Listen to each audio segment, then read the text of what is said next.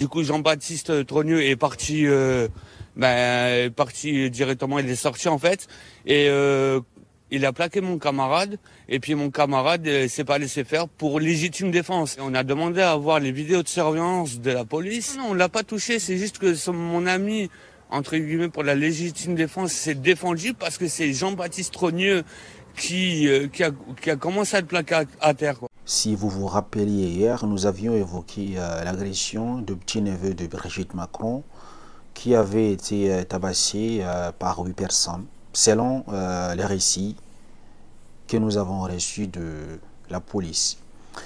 Aujourd'hui, ces présumés suspects ont également témoigné. Mais le problème, cette histoire apparemment a deux versions, parce que la version des policiers et la version de présumés suspects ne concordent pas. Ils nient complètement les faits.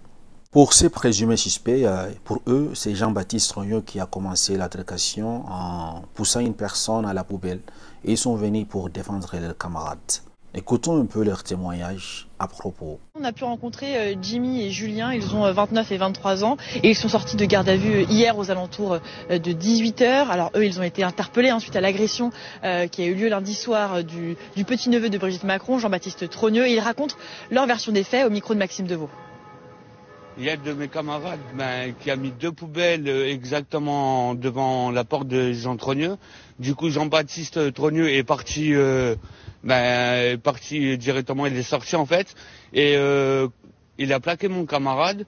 Et puis mon camarade s'est pas laissé faire pour légitime défense. On a demandé à voir les vidéos de surveillance de la police. Non, on l'a pas touché, c'est juste que mon ami, entre guillemets, pour la légitime défense, s'est défendu parce que c'est Jean-Baptiste Trogneux qui a commencé à le plaquer à terre, quoi.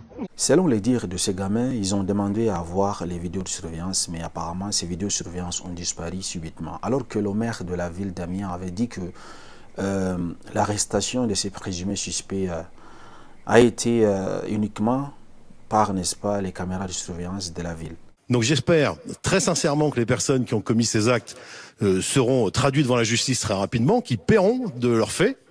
Et permettez-moi quand même de me réjouir quelque part que les caméras de vidéo de protection de la ville d'Amiens aient permis d'interpeller ces personnes, enfin d'identifier ces personnes, de les suivre pour que la police municipale puisse les interpeller.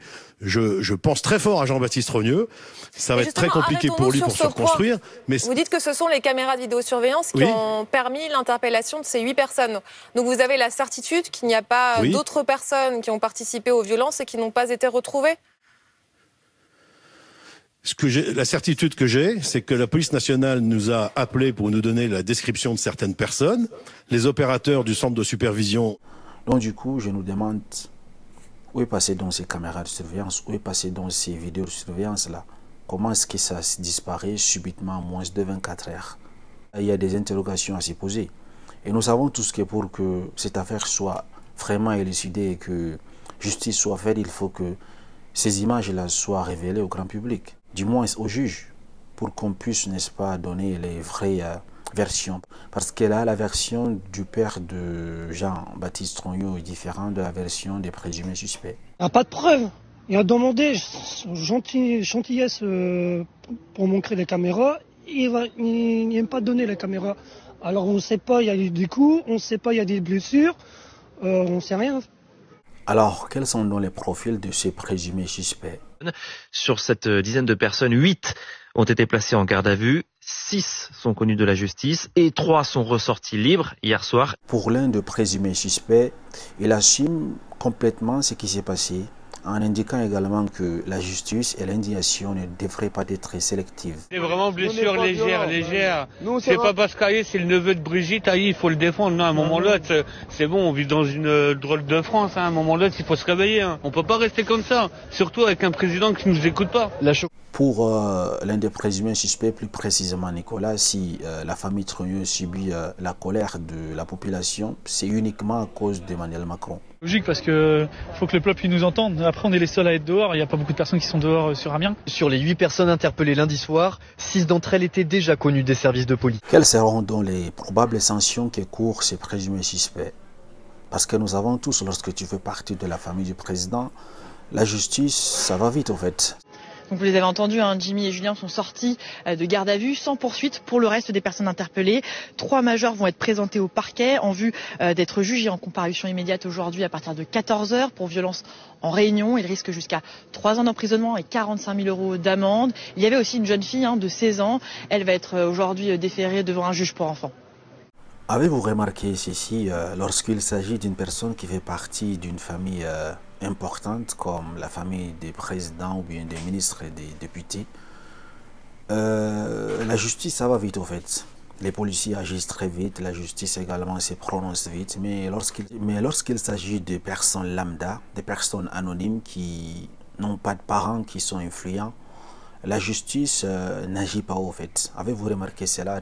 Rappelez-vous un peu lorsque la petite Lola avait été violée et assassinée. Nous n'avons pas entendu tous ces gens de la classe politique réagir. Même le président de la République n'avait pas réagi. Et pourtant, c'était quelque chose de grave.